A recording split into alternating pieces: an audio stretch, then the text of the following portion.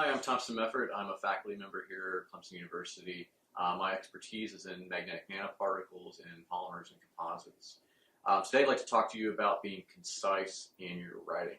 This is especially true, as scientists and researchers, we get very passionate and very excited about the research that we're doing, but we forget that we're actually writing for a much larger audience that's going to be reviewing and editing our work.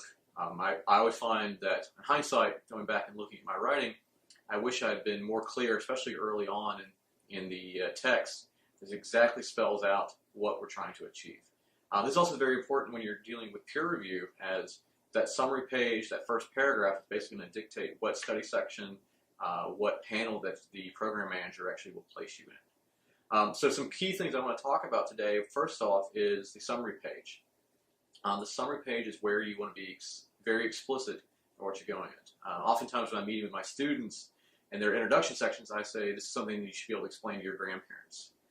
The level of writing should start at that level and then actually build up to a more technical level, taking the reader step by step through the process.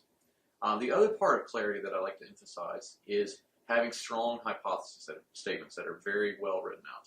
I would encourage you to just visit Brian Powell's PI Pointers video. I think it's PI Pointers 4, and check a look at that. And that goes back to, if you have a very strong hypothesis that's clearly written, the experimental section should follow pretty precisely.